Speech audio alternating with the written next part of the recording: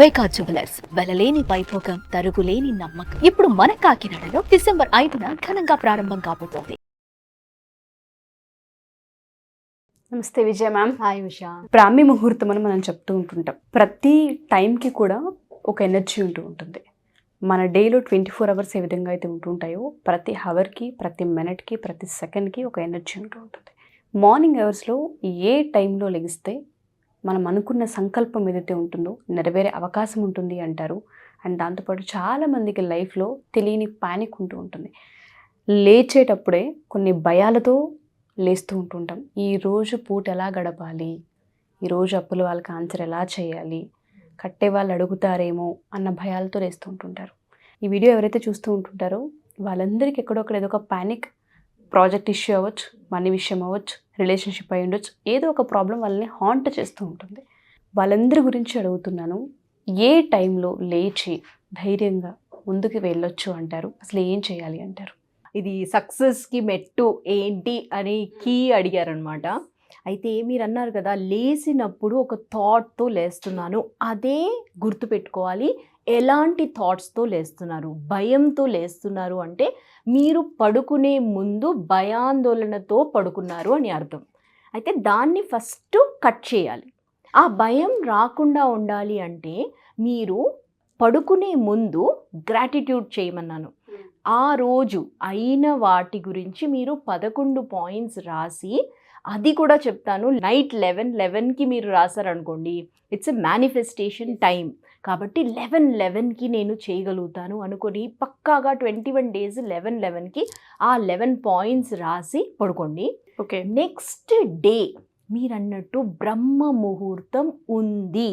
ఎందుకంటే మీరు successful people life story చదవండి. వాళ్ళు ఎప్పుడైనా పొద్దునే లేసే పనులు చేసిన తర్వాతే వాళ్ళు యాక్టివ్ అవుతారు. అంటే మనం ఏమనుకుంటాము, నైట్ లేట్గా పడుకున్నాను కదా, ఇంకా 8 వరకు పడుకోవచ్చు, 8 గంటలు పడుకోవాలి కదా, 8కి పడుకుంటే ఇంకా లేచి నేను ఆఫీస్కి వెళ్ళి ఫుల్ చలాకీగా పని చేసుకోవచ్చు, యాక్టివ్ అవుతాను అనుకుంటారు. కానీ అది కాదు.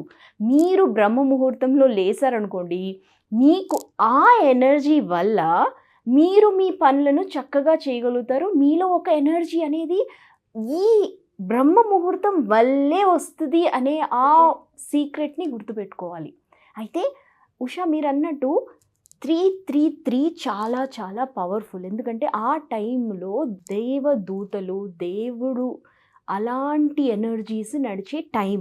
ఓకే. మీరు అన్నట్టు ఆ టైంని కనుక మనము ట్యాప్ చేయగలిగితే, అంటే లేసే టైము చాలా ఇంపార్టెంట్. మన సబ్కాన్షియస్ మైండ్కి మనం ఏమన్నా ట్రైనింగ్ ఇవ్వాలి.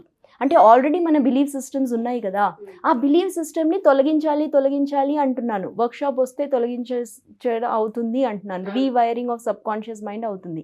ఈ రీవైరింగ్ ఆఫ్ సబ్కాన్షియస్ మైండ్కి 333 అనే టైము బాగా పనిచేస్తుంది. ఎందుకు అంటే ఆ టైంలో మీరు లేచినప్పుడు ఒక స్టేట్ ఆఫ్ మైండ్ వేరేగా ఉంటుంది. విత్ గుడ్ ఆలోచన లేస్తారు.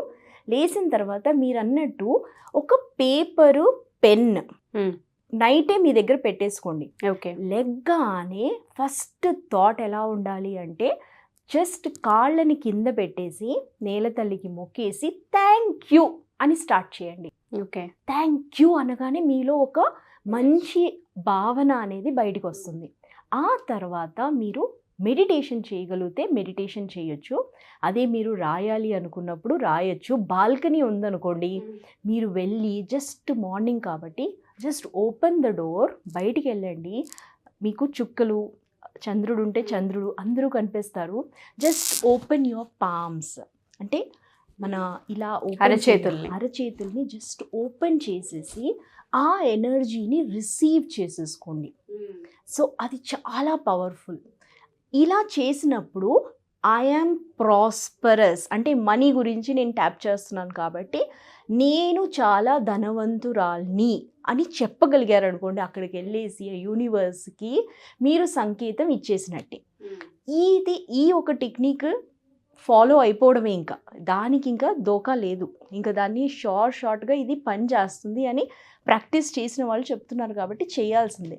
అదే మీరు 3-3కి అవ్వటం లేదు అంటే 444 also is an angel number. Okay. Angel number అంటే ఆ టైంలో దేవదూతలు నడిచే టైం కాబట్టి మీరు ఆ టైంలో మీరు అన్నట్టు మెడిటేషన్ చేయడం చాలా పవర్ఫుల్. ఓకే. చాలా పవర్ఫుల్ అంటే ఇంకా ఆ టైంలో థాట్ ఎనర్జీలో కల్మషం ఉండదు. ఓకే. ఇంకేం చెప్పాలి, దానికి ప్యూరిటీ ఉంటుంది. ప్యూరిటీ ఉంటుంది. మీరు అంటారు కదా ఆర్గానిక్ ఫుడ్ తినాలి, ఆర్గానిక్ ఫుడ్ తినాలి అంటున్నాం కదా. ఆర్గానిక్ ఫుడ్ కన్నా ఫస్ట్ కల్మషం లేని బ్రీతింగ్ చేసేసుకున్నారనుకోండి, మీలో ఆ ఎనర్జీ వచ్చేసింది అనుకోండి, ఇంకా డే అంతా ఫుల్ ఆర్గానిక్. అంటే ఏ విధంగా యూనివర్స్ని అడగాలి అంటారు? పేపరు పెన్ను పెట్టుకున్నాము, మనీ గురించి మనం మాట్లాడుతున్నాం కాబట్టి నా ఫినాన్షియల్ స్టోరీ అని పెట్టుకుందాం కావాలంటే. నా ఫినాన్షియల్ స్టోరీ. నేను ఒక స్టోరీ రాయబోతున్నాను. అఫర్మేషన్ రాయండి అంటే మేడం ఎప్పుడు 11 సార్లు అఫర్మేషన్ రాయమంటున్నారు. కానీ అఫర్మేషన్ రాస్తే ఈజీగా మనీ వస్తుంది అంటే ఎవరైనా రాస్తారు కదా. అంటే డబ్బులు కూడకుండా మీరు డబ్బులు తీసుకోవచ్చు అంటే అఫర్మేషన్స్. అదే మీరు ఫినాన్షియల్ స్టోరీ అని పెట్టుకోండి, ఒక స్టోరీ రాయండి. నాకు అసలు ఎందుకు మనీ కావాలి, మనకు మన 5 సెన్సెస్ ఎక్స్పీరియన్స్ చేయడానికి కదా మనీ కావాలి. ట్రూ. ట్రావెల్ చేయాలన్నా, తినాలి అన్నా, లేకపోతే ఏదన్నా కొనాలి అన్నా వీటికే కదా. అంటే సీ, స్మెల్, టచ్, ఫీల్ అన్నిటికీ వీటికే పనిచేస్తుంది కాబట్టి ఈ మనీ ఎనర్జీని. ఆ మనీ ఎనర్జీని ట్యాప్ చేయడానికి నాకేం కావాలి అనే ఒక స్టోరీ రాయండి. హ్యాపీగా స్టోరీ రాసామనుకోండి, ఫుల్ ఏదో అంటాం కదా, ఒక మంచి రెసిపీ చేసిన తర్వాత అది తినేటప్పుడు ఆ ఆస్వాదం ఎలా ఉంటుంది, అదే ఈ స్టోరీ రాసిన తర్వాత మేనిఫెస్టేషన్ అయినప్పుడు ఇది నేనే చెప్పాను నాకే అయ్యింది అని ఒక ధీమా. ఎగ్జాక్ట్లీ. అది స్టోరీ ఎవరి స్టోరీ వాళ్ళే క్రియేట్ చేసేసుకోవాలి. ఆ స్టోరీ రాసేటప్పుడు మనకి విజువలైజేషన్ కనిపిస్తూ ఉంటుంది. అక్కడ మనం ఏ విధంగా ఫీల్ అవుతూ ఉన్నాం, ఏ విధంగా ఎంజాయ్ చేస్తూ ఉన్నాం, దేనికి పే చేస్తూ ఉన్నాం అన్న క్లారిటీ కనిపిస్తూ ఉంటుంది ఆ స్టోరీలో. చాలా పెద్ద వర్డ్ యూస్ చేస్తారు మీద, ఫైనాన్షియల్ స్టోరీ. ఇది నా ఫైనాన్షియల్ స్టోరీ. అన్నిటికీ ఒక బుక్ పెట్టుకోవాలి అంతే. బుక్కు పెన్ను మీ నాలెడ్జ్ని పెంచడానికి బుక్కు పెన్నే మీ వెపన్. ముందు వెపన్ ఉండేది కదా, భీముడు గద పెట్టుకున్నారు, అర్జునుడు బాణము అన్నాం కదా. అలా మీరు బుక్కు పెన్నే మీ వెపన్ అనుకోండి ఈ ప్రస్తుత సిచ్యువేషన్. రాయండి అంతే. సో మార్నింగ్ లేచి బాల్కనీ ఉంటే బయటికి కనుక వెళ్ళి అరచేతులు గట్టిగా ఇలా తెరిచి యూనివర్స్ నుంచి వచ్చే కాస్మిక్ ఎనర్జీని తీసుకొని బుక్ అండ్ పెన్ ఏదైతే మన ఫినాన్షియల్ స్టోరీ, మన స్టోరీ ఏ విధంగా ఫ్యూచర్లో ఉండాలి అనుకుంటున్నామో దాన్ని రాయాలి. It's all practice. Practice makes man perfect అంటారు కదా. ఇది చేయండి, మీలోని అట్రాక్షన్ని ఇంకా ఆరా వచ్చేస్తుంది. ఆ ఆరా అనేదే వచ్చేస్తుంది కదా. ఇంకా అదే విద్య. ఈ విద్యే మనకు మాట్లాడుతూ ఉంటే ఆ ఎనర్జీ లెవెల్స్ ఈ లెవెల్లో ఉన్నాయన్నమాట. క్లాసెస్లో కనుక వస్తే ప్రతి ఒక్కరు నేను చెప్తున్నాను కదా, మిరాకిల్స్ చూస్తారు. ఆ ఎనర్జీని తీసుకుంటూ వెళ్తుంటారు. మన పక్కన నెగిటివ్ ఉంటే నెగిటివ్ అట్రాక్ట్ చేస్తాం, మనతో పాజిటివ్ ఉంటే పాజిటివిటీని అట్రాక్ట్ చేస్తూ ఉంటున్నాం. ఎవరైతే financial problems, relationship problems, health issues లేదా జాబ్కి సంబంధించిన ప్రాబ్లమ్స్ ఉండి ఇబ్బందులు పడుతూ అదే ఎనర్జీలో కనుక ఉండి లైఫ్ ఇంతేనేమో అనుకున్న వాళ్ళందరికీ కూడా క్లాసెస్ చాలా పెద్ద ఇంపాక్ట్ని క్రియేట్ చేస్తూ ఉంటుంటాయి.